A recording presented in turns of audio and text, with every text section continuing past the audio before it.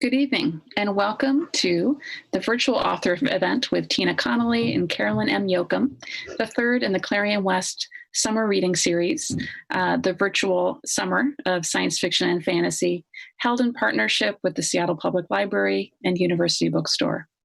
My name is Misha Stone, she, her, and I'm a reader services librarian for the Seattle Public Library. Before we begin this event, I want to acknowledge that Seattle is on Indigenous land. These are the traditional unceded territories of the Coast Salish people, specifically the Duwamish people. This event is supported by Clarion West Writers Workshop, the Seattle Public Library Foundation, Author Series sponsor Gary Kunis, and media sponsor the Seattle Times, and presented in partnership with University Bookstore. Please welcome Shweta Adyam, a Clarion West board member and 2017 six-week workshop alum who will be introducing the authors and sharing a bit about Clarion West. Thank you, Misha. Good evening, everyone, in fact. Thank you all so much for joining us for the Clarion West Summer of Science Fiction and Fantasy Reading Series. My name is Shweta Adyam. I am an alum of the class of 2017 and have experienced firsthand how the organization makes writers better at craft and gives them confidence in their abilities while building a mutually supportive community of readers and writers along the way. Our mission is to support emerging and underrepresented voices by providing writers with world-class instruction to empower their creation of wild and amazing worlds. Through conversation and public engagement, we bring those voices to an ever-expanding community. For the first time in our history, that community is entirely online. Please enjoy the reading and stay after for a moderated Q&A. We will take questions from anyone watching. You can enter them directly in the chat box next to or below your YouTube screen. Our ASL interpreters tonight are Elizabeth Rothman and Emily Thiel. Thank you for being here. Our authors tonight are a dynamic duo of Clarion West alumni, Tina Connolly and Carolyn Yoachim. Tina Connolly is the author of the Ironskin trilogy from Tor Books, the Seriously Wicked series from Tor Teen, and the collection On the Eyeball Floor and Other Stories from Fairwood Press. Bewitching, clever, delightful, original, and unexpected, Tina Connolly's stories have appeared in F&SF, Tor.com, Uncanny, Analog, Lightspeed, Beneath Ceaseless Skies, Women Destroy F&SF, and many more. Her stories and novels have been finalists for the Hugo, Nebula, Norton, Locus, and World Fantasy Awards. Carolyn M. Yoachim's imaginative stories are bittersweet and haunting.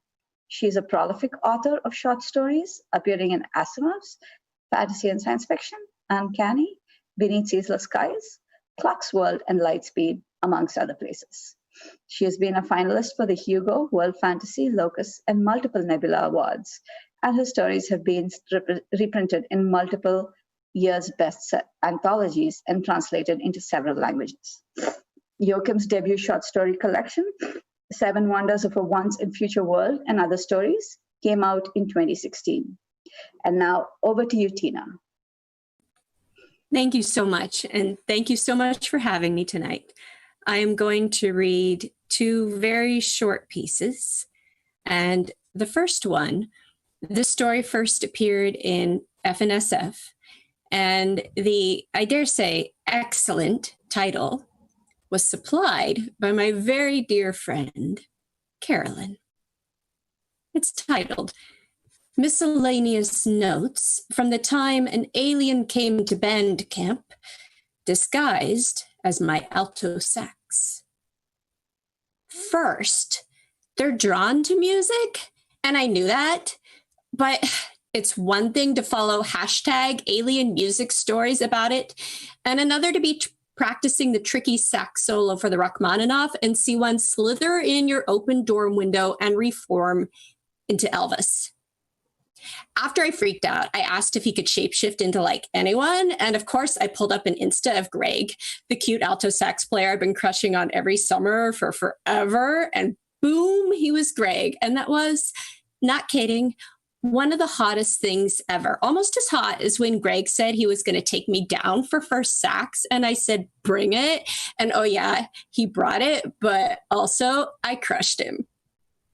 Greg is still cute in second chair, I'm just saying. But that's the alien's name. The brackets are because it's not aspirated. It's like the sound when you part your lips. Well, says he's an ambassador and like he wants to know everything about this planet. And honestly, it is far from the worst pickup line I've ever heard, because that was definitely William, one of the many percussionists, asking if I would like to play his organ, which nope. Greg actually asked me Sunday if he could show me some alternate fingerings, but that was before I crushed him. So then things got a little weird, I guess, because Monday he was talking to Becky, who was last chair flute, and last chair flute, I don't even. I maybe said booyah when I crushed him, danced around him in circles, shouted, "Who's your daddy now?" And I have to admit, it's nice having here, whom I haven't messed up with yet. So I closed my eyes and parted my lips and thought maybe I could do a good deed and help learn about the planet while also discovering exactly what it was like to kiss Greg, so I'd be prepared if he ever got tired of last chair Becky and asked me about fingerings again. And then got all flustered and said what he really meant was, could I sneak him into band practice disguised as my saxophone so he could feel the music? Because basically it's his alien dream. Okay, whatevs. But also, I'm feeling pretty shut down here. I'm just going to say it. First by real Greg and then by alien Greg. But looked really hopeful. Like maybe it'd taken courage to say this to a real human. And I get that because there are things I want to say to Greg, and they also involve feeling the music, where music is 100% a euphemism. And I said, but my solo, and said he'd been practicing to Kenny G. So I said, hello, okay. And then still as Greg, his voice got squeaky excited and he bounced on the bed, which still cute, honestly. So folded into an alto sax shape. And I tucked him in my case and we headed to the music building. He was really heavy, but hey, the things you suffer for being a good Earth citizen, am I right? We started in with the Rachmaninoff, and after he had to go back a million times for the stupid clarinets, we got to my solo. And I was worried about what would sound like, not to mention that it's super weird to put your lips all over some alien, although I guess it wasn't so concerned when he looked like Greg. But the director nodded at me, and I took a deep breath, and in we went. I nailed it. Loved it, I could tell. About 10 bars later, we stopped again because of the stupid clarinets, and Greg leaned over and whispered, "That was awesome. You deserve first chair. You deserve first chair." He said that. So I may be a little competitive, I admitted. And he grinned in that Greg way and said, "I like competitive." And my heart leapt, the way it does at the beginning of the Appalachian Overture when the horns come in. Maybe I shouldn't have said booyah, I offered. And Greg kind of coughed and said, "As long as I get to sit next summer when I kick your ass." "Deal," I said. And in a movie, we would kiss. So of course I stuck out my hand to shake. I am so smooth. Greg looked startled, but then he shook my hand. My sax chose that moment to form a mouth on the side of my mouthpiece, freaky much, and whisper, "Now, go for it now." "So Greg," I said, "now that I'm first chair and all, can I interest you in a late night practice session where we work on alternate fingerings?" Greg grinned. "Hell yes," he said. Thank you. And now I'm going to pull up my other story here. Let's see. The other story that I'm going to read tonight is called A Sharp Breath of Birds. And it was written as a companion piece to a piece of artwork by Laura Christensen named Swan Dive. The story first appeared in Uncanny, and then it can also be found with Christensen's artwork in the anthology Then Again, as well as recently on Podcastle. A Sharp Breath of Birds. You are two on the day you see your first personal bird. It is the sort of thing you barely remember later, at 6, 7, 20. and yet you cling to it as your first memory. A sleek black penguin waddling through your nursery. It in black, you in white lace, mended and remended because you will not stop pulling off the threads to suck. You remember later the surprising softness to its feathers. You remember that it went right on past, even though you lunged for it. Your 2-year-old images end like this: dark, warm, comforting, gone. At 7, you see the birds regularly. You incorporate them into all your pretends. There is always some princess carried off by a bird to a nest made of raven feathers, and filigreed spoons, and shiny bits of silvered foil. Alice from next door accepts all the bird imagery as a fact of life. Surely everybody plays games with birds in them. And she finds you books with more: the 7 sparrows, and the dove maiden, and the nightingale at sea. Sometimes the princess is rescued by Alice, or Alice by the princess, and sometimes both girls rescue themselves, and sometimes nobody rescues anybody, and they settle down as gainfully employed bird bandits and bring more spoons and candlesticks and hand mirrors to the nest until your mother puts a stop to that, and the bandits have to put all the things back. At 12, you swear to keep playing Princess Bandits forever. Swear it under a double moon with a flock of geese flying past. At 15, you, drunk, try to remind her of this.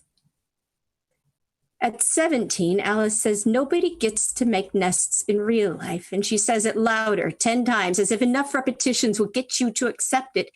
And then she hands you a letter from her sweetheart, inviting her to the next dance, and asking if she could please bring a date for his cousin, recently home from the war. The paper trembles between you, and you look at it for a long time. You fold it up and hand it back. Why not, you say, and a murmuration of starlings on the carpet takes skittish flight. The rain is falling on the day you marry Alice's sweetheart's cousin. It seeps under the cracks in the chapel door, floods the aisle. It soaks your white silk shoes, and you are supposed to be paying attention to the words you're saying, but instead the words repeat like a metronome. I paid $7 for these shoes, and I will never wear them again. The water does not seem to bother anyone else. They keep smiling fatuously at this charming double wedding, though the winds lash outside and the windows are blinded by it. 5 fat swans sail out from behind the last pew and make their way up the aisle, attendants you did not ask for. Later, there are pictures, you and Alice and the men, and Alice puts her hand on your back and smiles for the camera. Your hands hang there, lifeless, and at your feet the swan dives for something dead. A year after the wedding, the feathers start growing in. They line your arms, scarlet and crimson, and you never once think about pulling any of them out. Instead, you marvel at them, running a finger delicately over the line of barbs until they ruffle, and your breath catches in your throat. The dark-eyed junco that hops along your bathroom sink cocks its head, marveling with you. In public, you began wearing capes, very dramatic. Many women are these days. You look at the drape of each one, wondering if it is fashion or disguise, but mostly you look to see if Alice ever wears one. She does not. Alice is unhappy these days, unhappy and trying to hide it. Her husband is unfaithful when he's gone and drunk when he's home, and everyone knows it and papers over it with smiles. Your post-war husband keeps to himself. You dust his study, and you occasionally forget and dust him, and watch the line of quail pip-pip past his legs. You don't really mind because it means you don't have to worry about your cape at home, and you sit outside with the sandpipers and watch them scurry in and out of your feathers, safe and comforted. Alice comes to see you once. You are bare-shouldered, and the feathers are everywhere, a scarlet cape of their own. She startles at the sight of them, and an exultation of larks startles in reply. She sinks into a seat, unconsciously rubbing her tight-sleeved arms. It is summer, And even in this town, sleeves are no longer required. You think at first they cover evidence of her unhappy marriage, but then you see the way her fingers scratch at the tight material, pull and tug. You think about how the feathers grow from your skin, and you think about how pulling them out might leave visible red dots, might make you itchy and irritable. So quietly you talk of anything else. Stories and books and plays and music, and nothing about birds, nothing about silver, nothing about nests. Until Alice is laughing like the old days and promises to come see you again the next time her husband is out of town. She will not, you know. She will be too afraid. But she wants to, you think. And a cardinal lands encouragingly on her knee. Alice stares at it for a long time, all inquisitive eye and bright red wing. When there are enough feathers, you pat your sleeping husband goodbye, leave him a single carnelian feather for luck. You climb out of your attic window and onto the roof of the house. Your wings snap out, clap against the night sky, startle 5 ruby-throated hummingbirds and a bat. The night is black and the stars shine in it like little scraps of silvered foil. Hummingbirds in tow, you fly across town to see if, just perhaps, someone is staring out of their bedroom window, awake and in need of rescuing. The hummingbirds drop off along the way, but you pick up a pair of hunting owls and a stream of swifts up far too late, so when you arrive for the rescue, it is in the company of a comforting host of feathers and down. But what you find instead is Alice, standing there. Alice, awake, on her own roof smiling at you, and behind her something unfolds with a snap and your breath hitches at the sight. Alice, ready, with wings as bright and wide and crimson as your own. Thank you very much. And I am going to turn this over to Carolyn now. Thanks, Tina. Tina read 2 complete stories. I am tonight going to read an excerpt from one piece. I'm going to read from Shadow Prisons, which is a novelette that I did in 3 parts for a project called The Dystopia Triptych, which was edited by John Joseph Adams, Hugh Howey, and Christy Yant. The triptych just came out on June 30th, and it is 3 separate anthologies. The first one looks at society as it descends into dystopia. The second one looks at the heart of dystopia, sort of the darkest times. And the last one focuses on how we might, as a society, claw our way back from dystopia. My excerpt today comes from part 2 of my triptych, and it is subtitled Shadow Prisons of the Mind. It happens at the heart of the dystopia, and it comes with a content note for self-harm and for blood. In this dystopia, everyone has a personal implanted perception chip that filters reality. It's shortened to PIP. And instead of being sent to physical prisons, criminals have their perception of reality altered and are simultaneously filtered out of other people's realities. Instead of a person, all that is left is a shadow. In other words, it's a shadow prison, and the inmates are called shades. Everything casts a shadow, even the city itself. Underground, beneath the reach of sunlight, there were apartments tucked between giant pipes and tunnels that carried away the city's waste. The shadow city had no roads, no cars. The shades who lived here walked to work along the tops of sewage pipes and on the narrow sidewalks that lined the wastewater tunnels. It was dank, dark, damp, and miserable, and no civilized person would ever go there. Even Vivian usually stayed surface side. But Auntie Yang was a known rebel. She lived underground to dodge the shadow keepers.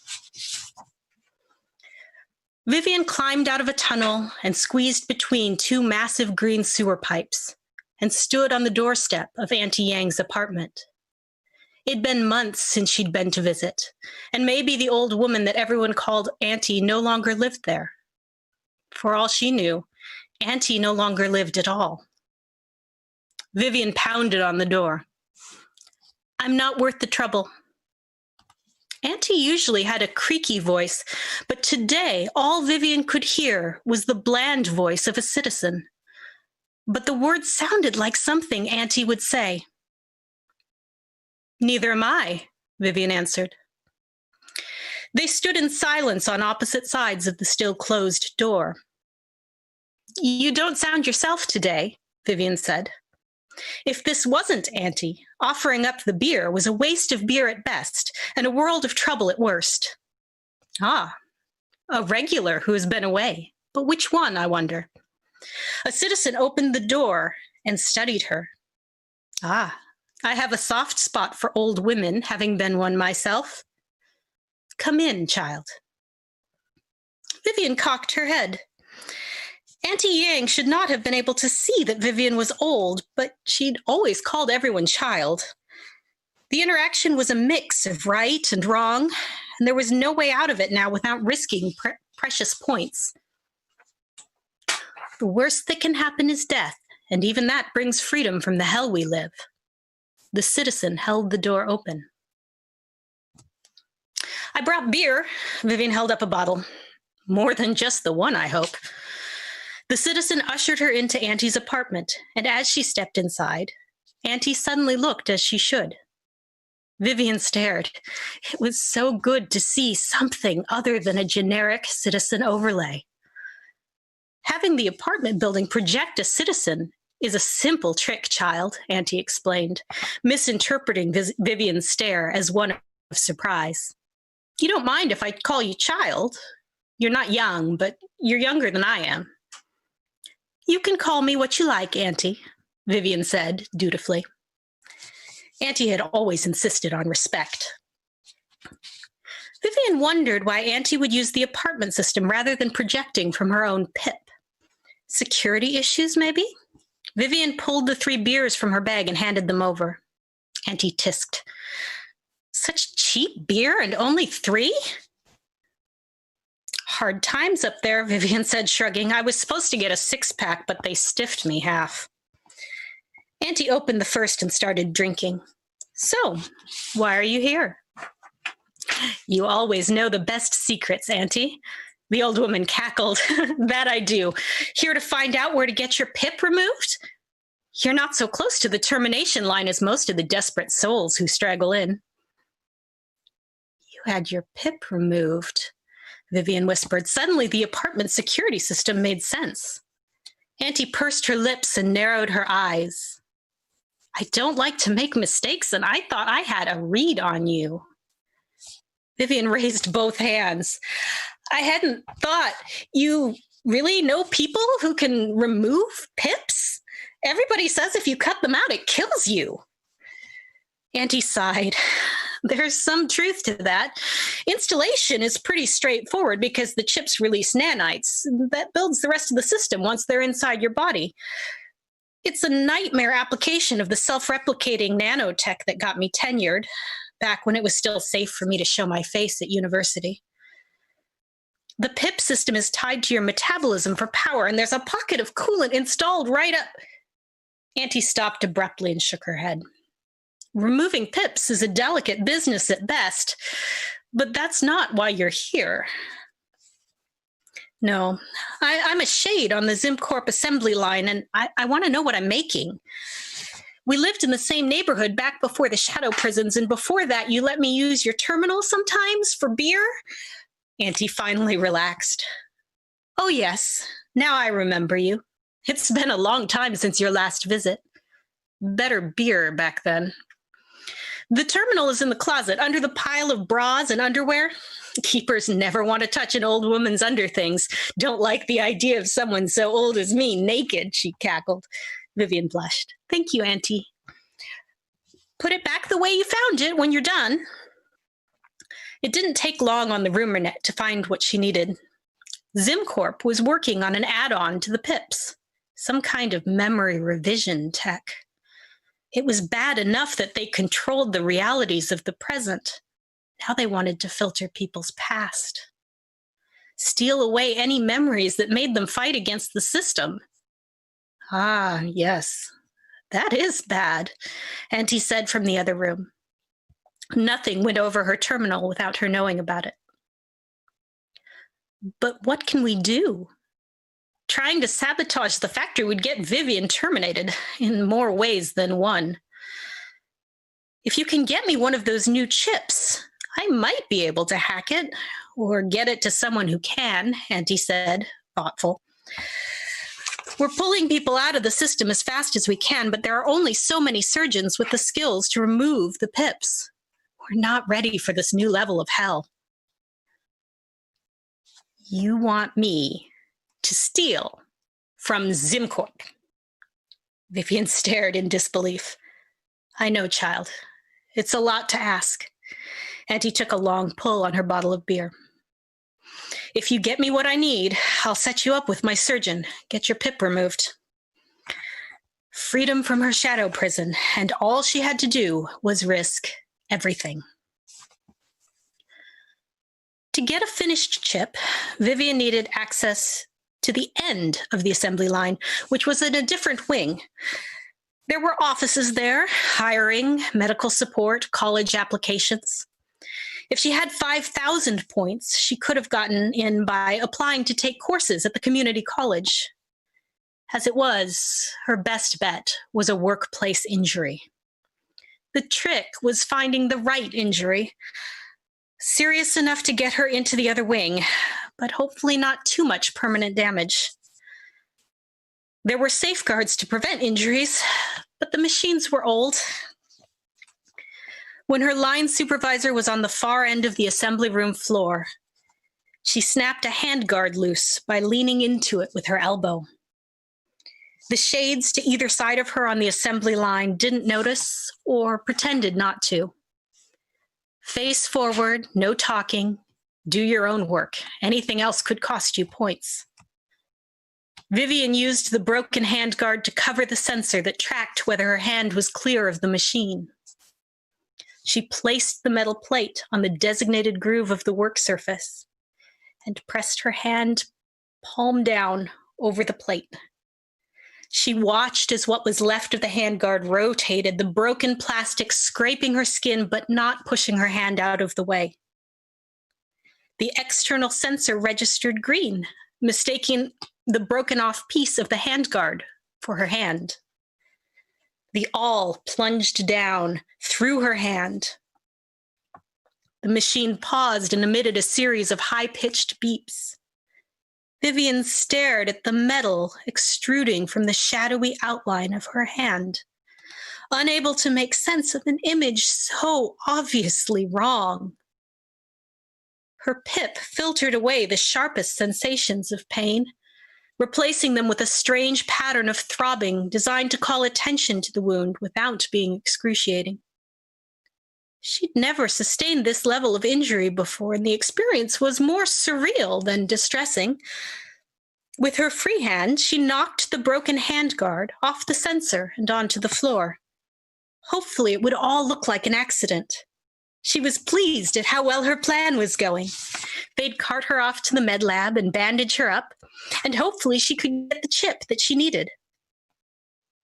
Medical overrides dropped the shadow filter surrounding her injury. She saw the flesh of her own hand for the first time in years. Tiny parallel lines of white where the broken handguard had scratched her deeply tanned skin. Dark brown age spots and freckles, so many more than had been there before. The pale blue of her veins, wrinkles, her own hand. She suddenly understood the shades that became cutters, why they'd injure themselves. For this, a glimpse of their own body. Blood oozed out around the edges of the needle, a crimson ring that contrasted with both the flesh of her hand and the shining silver metal. The machine stopped beeping, and the awl retracted. Blood pulsed out through the puncture wound and pooled in the bottom of the machine. So much blood! She screamed. There was a flurry of activity, chaos. The floor supervisor was yelling, but Vivian didn't process the words.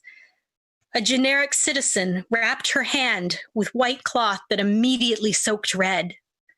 Another generic hung a lanyard around her neck, a pass that would get her into the other wing for medical attention. One of the generics led her out of the assembly line and down a long hallway, chattering at her constantly. Vivian tried to nod occasionally to show that she was still conscious, but even that small movement made her dizzy. She stumbled and leaned against the windows that lined one side of the hallway and squeezed her eyes shut. Sorry, so dizzy. She opened her eyes and found herself looking down at the rest of the assembly line, all completely automated and supervised by a shadow keeper. Her head spun. She knew she should study the scene for security flaws, but this wasn't what she'd expected at all.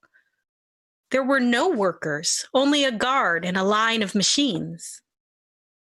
The generic ushered her into the medical station and left her with a doc. The care was impersonal and efficient. Stitches and bandages, a reset on her pip that removed the throbbing to leave only a dull ache. The skin of her hand disappeared back into shadow. She wondered if she'd ever see it again. A second doc came in. First patient for the new installation? The first doc shook their head. Careless shade down on the front end of the line, punched straight through its own hand with one of the machines. I know shades need work to keep them occupied, but I wish we could go full-on automated. Vivian shouldn't have been able to hear this conversation, but maybe the medical overrides decreased her audio filters. She played an oblivious shade, pretended not to notice their conversation. We've got the prototypes ready to go. Who'd know? It's just a shade. You want to do it? Go right ahead. I'll still be working here when your newly shaded ass gets implanted with the latest tech. The doc hooked her up to an IV. Shade lost enough blood that it won't be going anywhere for a while. You want to grab some lunch? Sure. There's a new place on 5th and Main with a flavor overlay for empanadas. That was her chance. She'd seen where the doc had gestured when they'd talked about prototypes. The implant she needed was here, at the med lab. She wouldn't have to get onto the assembly line floor at all. Both docs left. Vivian forced herself upright and stumbled over to the glass case where the prototypes were stored. There were a dozen chips arranged in 2 neat rows. Vivian carefully removed 2, which left shorter rows, but to her eye, that was less obvious than taking a single chip. She wrapped the chips in tissue and shoved them into her pocket. If she got caught, she'd lose all her points and be terminated. She'd probably lose points just for her accident, although technically people were not supposed to be penalized for sustaining injuries. They'd want to do an investigation. Possibly they were already analyzing the data from her PIP. The security team would be able to see everything she saw, including the shadowy outline of her hands stealing their latest technology. Probably they hadn't started the investigation yet. She had to get out now. Vivian frowned. It seemed wrong that they'd leave the clinic unattended. It was too easy.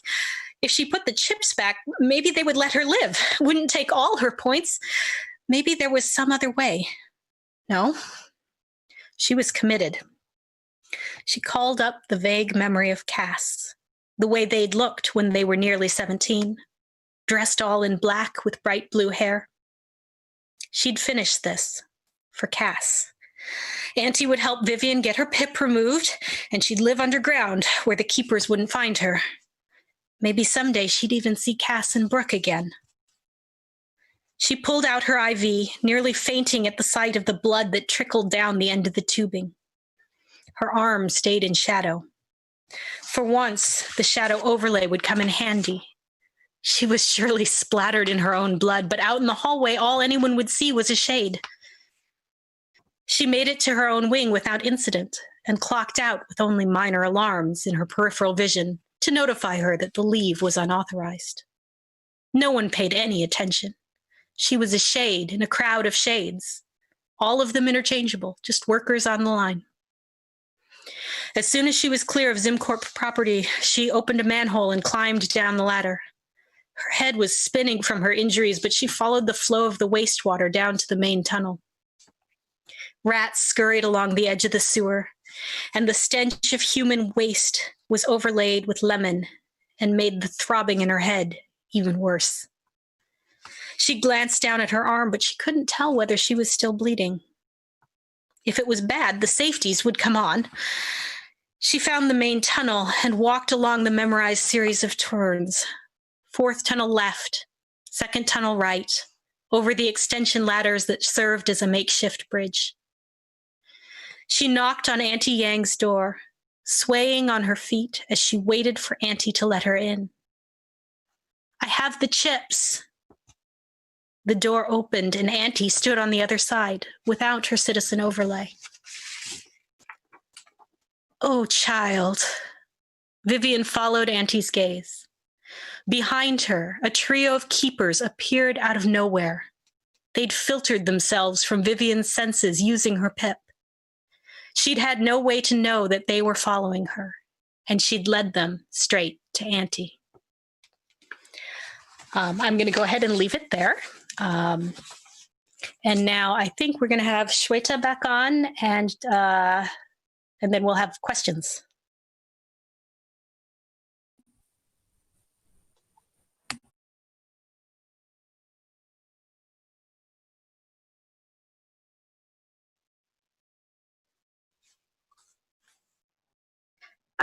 Thank you so much, Tina and Carolyn. That was amazing.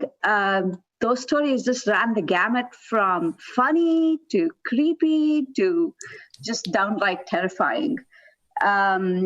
If those of you who are watching, if you'd like to purchase some of the stories, we have included links from the university bookstore in the video description and on our event page. Now it's time for the Q&A portion of tonight's event. All of you watching can put them in the chat box just to the side or below your video in YouTube. Our moderator is standing by to get them to our speakers. Please be patient, as there's usually a lag between when you ask your question and it is being answered. We'll get to you. While we wait for the questions to come in, I want to thank all of our sponsors, including the Seattle Public Library, our event partner, the University Bookstore, Amazon Literary Partners, the Seattle Office of Arts and Culture, King County for Culture, and the many individual donors that support our programs. Thank you. It's already the 3rd week of the Summer Write-a-thon, our largest annual fundraiser. Registration is free and open to everyone. Participants receive a weekly writing prompt from Clarion West instructors, first look at instructor-led craft talks, access to affinity groups, writing sprints, and writing classes. Our writers set their writing goals while recruiting sponsors to make a donation to Clarion West. That sponsorship is really important. It helps ensure that we can continue to grow and offer free and low-cost writing classes online, as well as more classes and workshops that are fully ADA accessible in person. We have 520 participants this time, our biggest write-a-thon ever, including writers from, just to name a few, Romania, Brazil, Singapore, Ecuador, France, Greece, Guyana, India, Spain, Israel, Italy, Japan, Nigeria, the Philippines, and the United States. The link to our Write-a-thon page is in the video description, or just go to www.clarionwest.org/write-a-thon. If you can donate this week, your donation will be matched 1-to-1 up to $4,000 as part of a challenge match provided by the class of 2017, my class. Double your impact by donating during the challenge. You can sponsor any writer to meet this challenge. And now for our first question. Tina, what inspired you to write about birds? Well, for that particular story, I actually had a very lovely piece of artwork to look at. by Laura Christensen. And it shows one of the scenes, one of the moments from one of the scenes that I described in the story. So it shows the moment when there are, it's an older picture, looks like from the 1910s or so. And it's two women and two men who look like they're dressed for a wedding. And then they're standing in a knee-deep pool of water, and the swan is going past. And so Laura takes these old found photographs, like in this case, just the two women and the two men, and then she paints things on them. And so that's how we got the water and the swan. And so when she sent me, that was one of the pictures that she sent me to look at when I was writing that story. And I looked at it for a long time, trying to figure out what kind of story this was and what I wanted to tell. And as soon as I figured out I wanted to tell a queer story with it, then I knew I wanted I knew I did not want to tell an unhappy queer story with it. And so I had to figure out how to move past that image, to have that image be kind of the protagonist's worst moment almost in the story, probably your worst moment, yeah, and move past that and get to someplace further beyond it. So I knew I didn't want to end on the image. I wanted to have it in the middle somewhere. And then the birds kind of grew out of that picture then. Awesome. I think our next question is directed to both of you. I'd love to know what you're reading right now. Right now, I am reading Sal and Gabby Fix the Universe, which is the really fun sequel to Sal and Gabby Break the Universe by Carlos Hernandez. I have been looking for things to contrast with sort of the current state of affairs. So something that is lighthearted and fun is really good for my brain right now in terms of reading material. Yes, I also have Sal and Gabby right here to read next. I haven't read the second one yet, but I loved the first one so much. And as Carolyn said, I'm really turning towards things here in quarantine and the way the world is that are have a more hopeful and positive outlook right now, that I can feel like, okay, this will not all end badly. One thing I really do love about Carlos's books is that they have this sort of what I like to call the sort of My Little Pony outlook on things, which is that people are generally good and they're trying really hard, and we can move forward. And if we all work really hard together, there aren't any bad guys in it, not even the principal. The principal is still an adult who's trying to help. So it's very lovely and refreshing to read something like that, which still has like fart jokes and everything else. Yeah, this has ended up to be like this big mishmash of my like to be read and just read pile, which is great. But I did just read right on the top there, Roller Girl, and Laura Dean keeps breaking up with me as part of my reading graphic novels in quarantine as well. And Roller Girl, which has been out for quite a while, but I somehow had missed it. It's set right here in Portland. Is this most darling middle grade story about a girl joining the roller derby team and trying really hard in a very hard sport. And it was just a lovely read as well. That's awesome. It's always fun to know what people are reading. Our next question here is, Tina, do you play an instrument? Why, yes, I do. The Bandcamp story. So that one, I got the marvelous title from Carolyn, and it immediately took me back to my days at Midwestern Music Camp in Kansas. I played the French horn, and I I played all right, but this was a very hard camp where we really did. I really was. You were playing things like Rachmaninoff, and you were there was always like something where you were supposed to transpose on the spot, and they're like, you need to be able to transpose on the spot if you're a French horn player, and I'm like, oh my gosh, I don't even know how I got here. But yeah, so I did play French horn in band for a long time. What I actually play a lot more of is the piano. I played for all into college, and I finally, recently, a few months ago, acquired a piano as an adult, which has been something I've been wanting to do for such a long time. And it's been really wonderful to get to play again after so many years. Awesome. Awesome. More questions. We have quite a few coming in.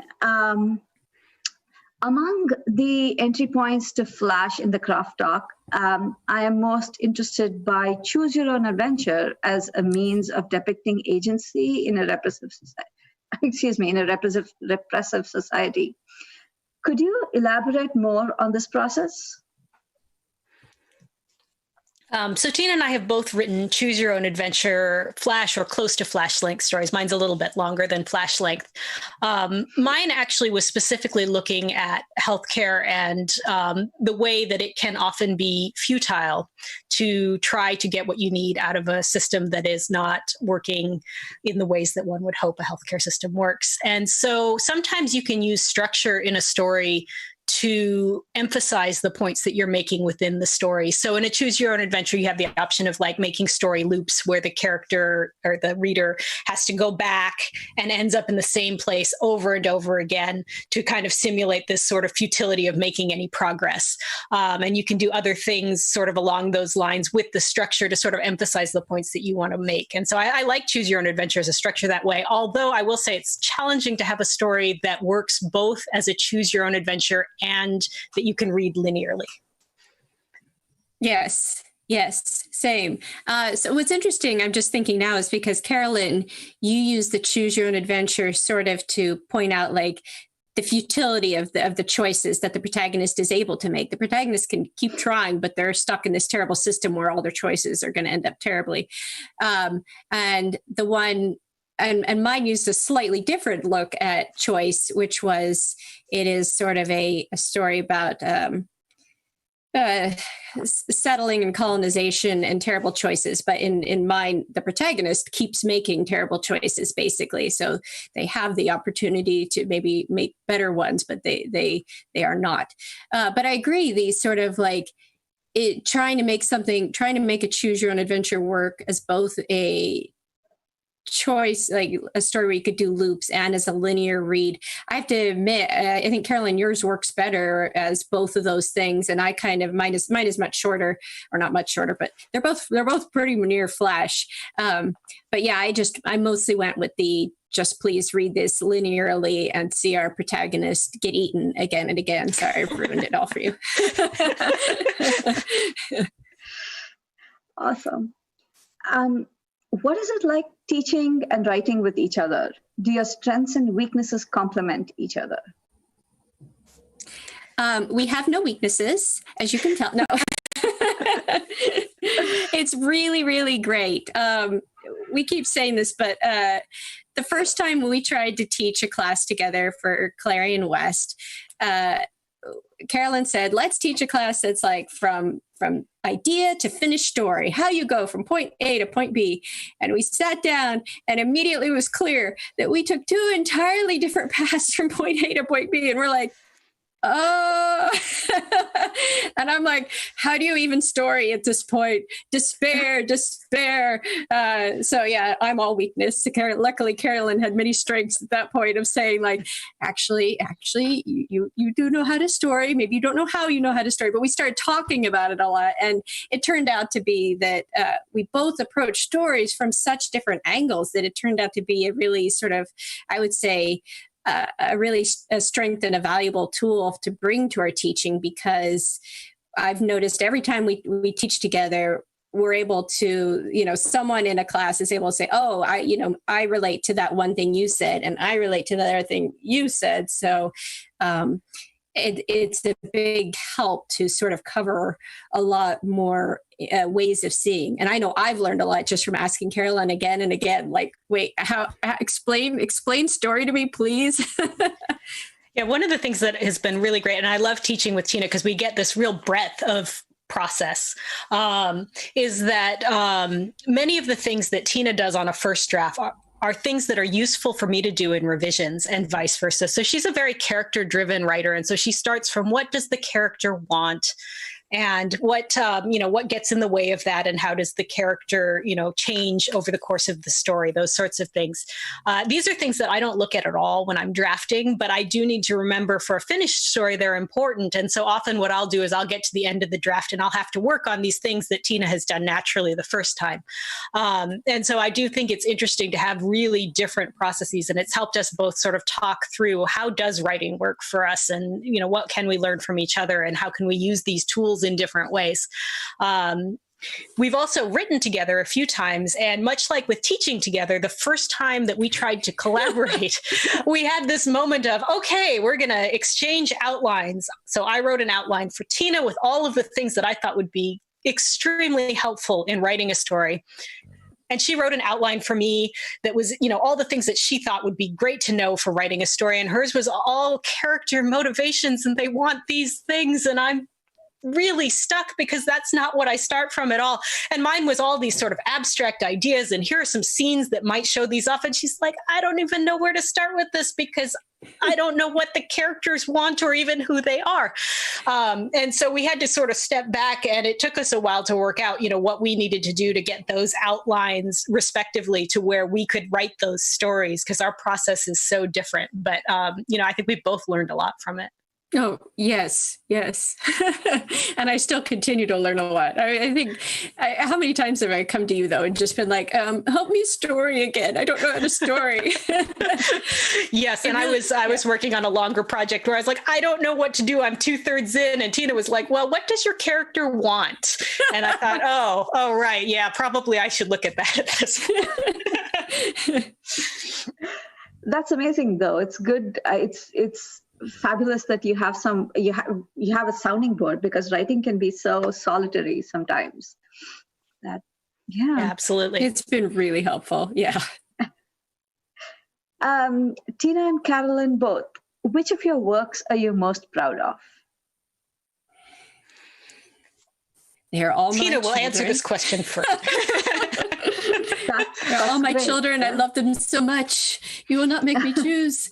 I do have a tendency that I think a lot of us do, to be like, my new shiny project. It's really great. I love it.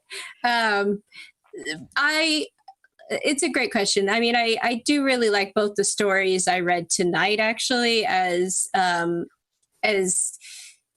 both of them, I felt like I sort of, that I got to, that they achieved the thing that I was trying to do when I set out. And that doesn't always happen when you're working on a story. Although I feel like the more you write, the closer you come to it. Sometimes you're more able to look at a finished piece and say, that is sort of like the thing that was in my head that I was trying to pull out there. Okay.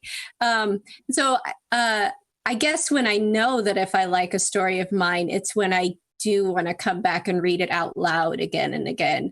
I also have a podcasting background, and that's one of the things when I'm selecting stories to read for podcasts, or when I'm reading something for mine on Toasted Cake or for Escape Pod. When I get a story and it makes me want to just start saying the words, that's something that really draws me to a story, whether it's one of somebody else's or one of my own. So I guess the long answer is that the stories that I keep coming back to and I want to read them out loud again tend to be some of the ones that continue to stick with me. I'm also still pretty proud of my novelette that was out last year, The Last Banquet of Temporal Confections. So if I could figure out how to take one of these mini stories that I've worked on recently and turn them into a new longer project somehow during quarantine, maybe that would be a good next step. Yeah, I mean, I think I'm very similar to Tina. It's hard to say this is the story that I'm most proud of. I feel like different stories I've written have done different things well. So there will be elements of one story that I'm particularly proud of, or there are some stories that I find really challenging to write. The one that I read from today actually was one of those. And so I was writing this story about a year ago, and it has been far more relevant to now than I would have hoped at the time. But it combined a lot of elements that were more difficult for me, one of which was I don't normally revisit a world. And so I did conceptualize this as being one long piece, but at the same time, I had to write sort of 3 chunks of it that could be divided across 3 separate anthologies. And for me, that's difficult to do because I try to pack everything into, sort of a single story rather than sort of spreading all the things out. And so, in a lot of ways, this was a challenging story for me to write, not the least of which was that it was writing a dystopia while I really wanted to write escapist, fluffy things. So I am actually pretty pleased with the way this story came out that I read from today.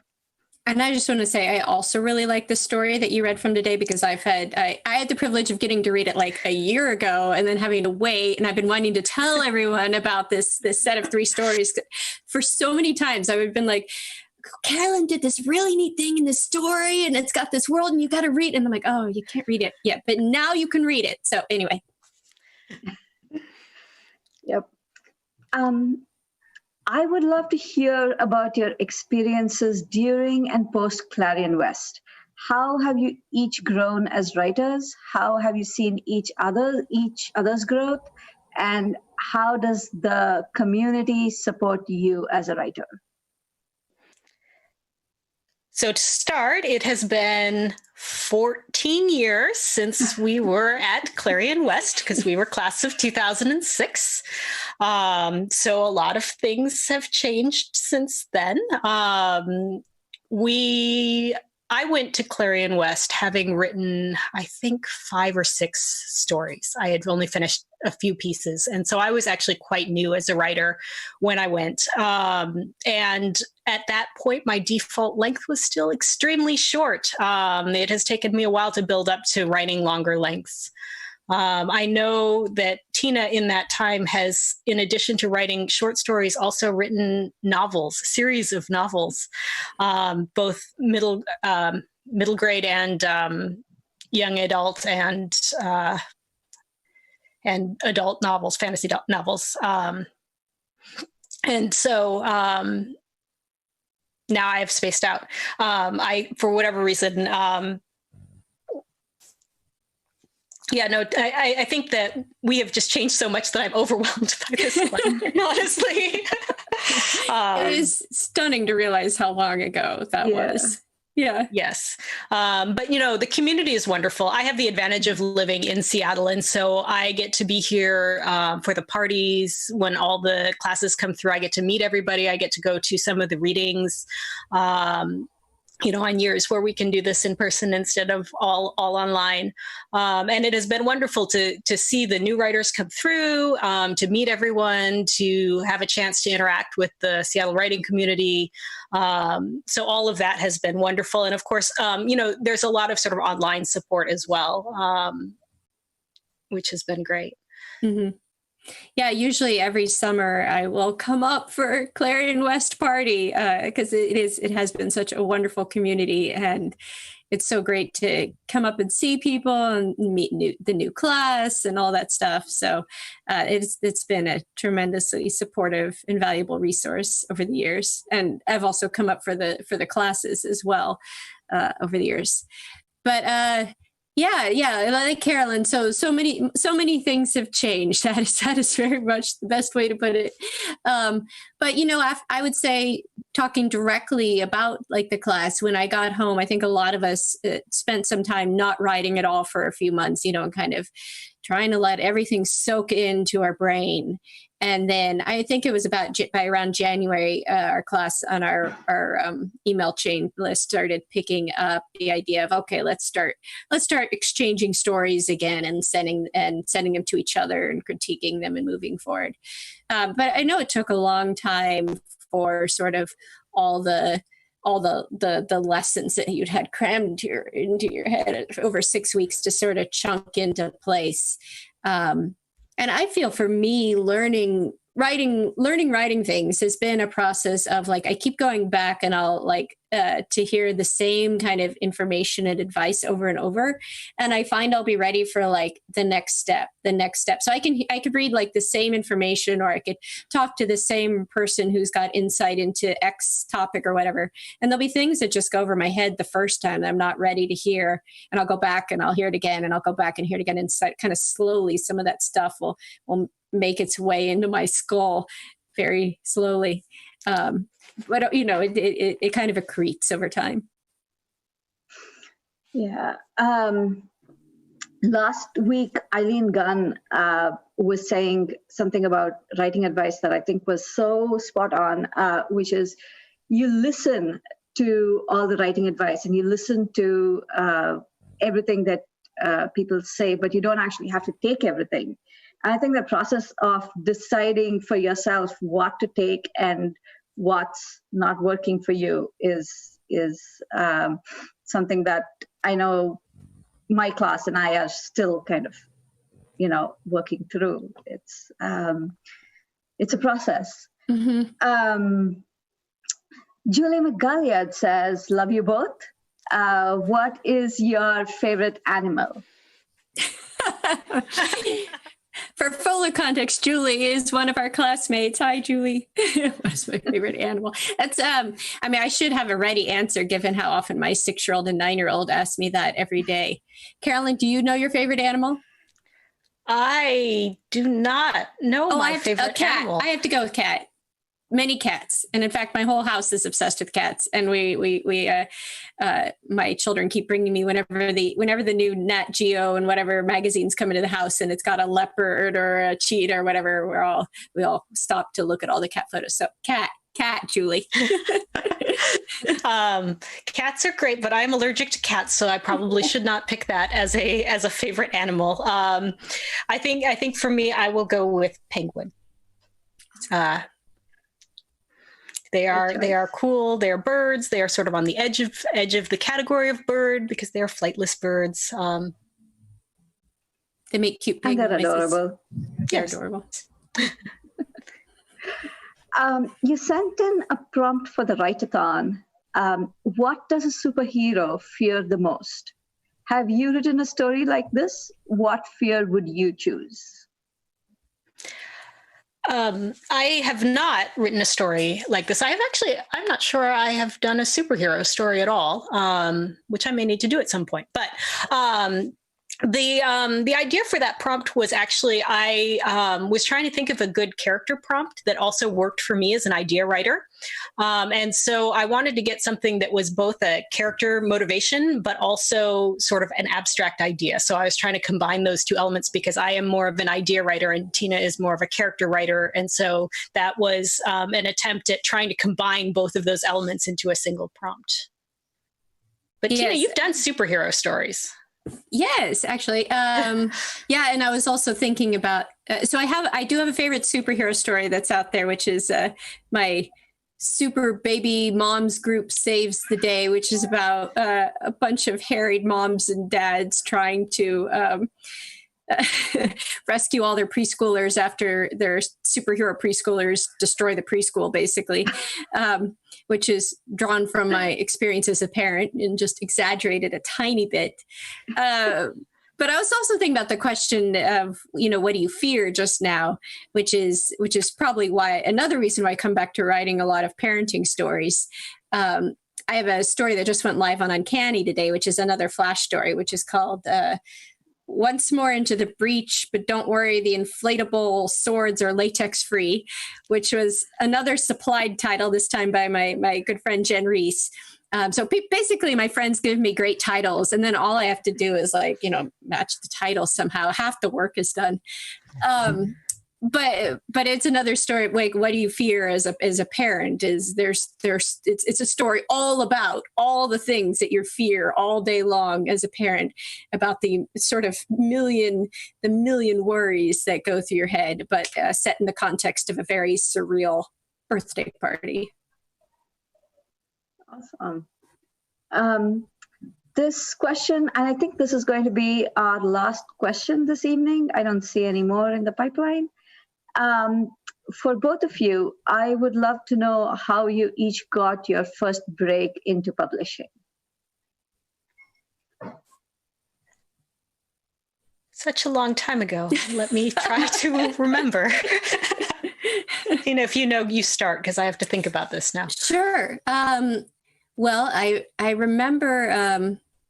I remember when I sold my very first story to a little tiny market that paid me like $7 total, and the market's long since gone.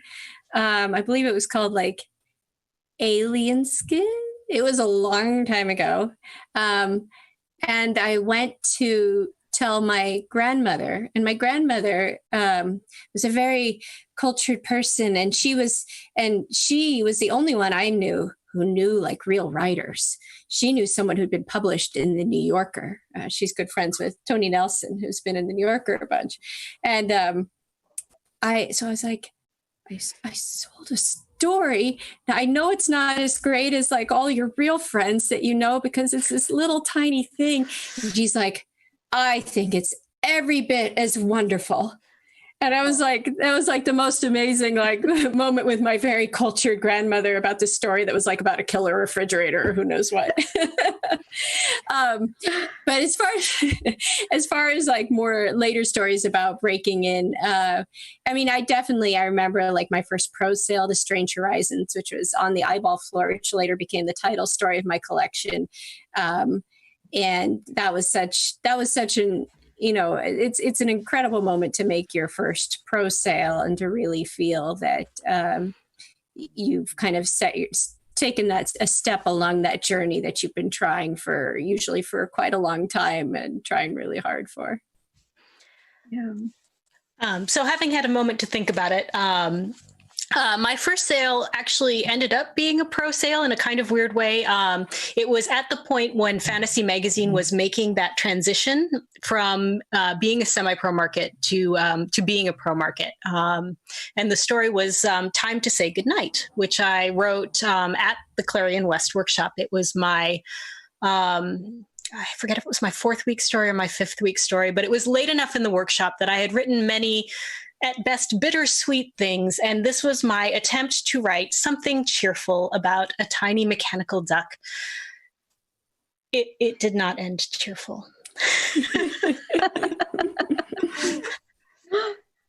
Awesome. And I guess that is all we have for tonight. Thank you all so much for joining us. This reading series continues on Tuesday evenings at 6 p.m. through July 21st. And we have a very special open mic night on Monday, July 27th at 6 p.m. in partnership with 2 Hour Transport. Join us and have a great night and a great week.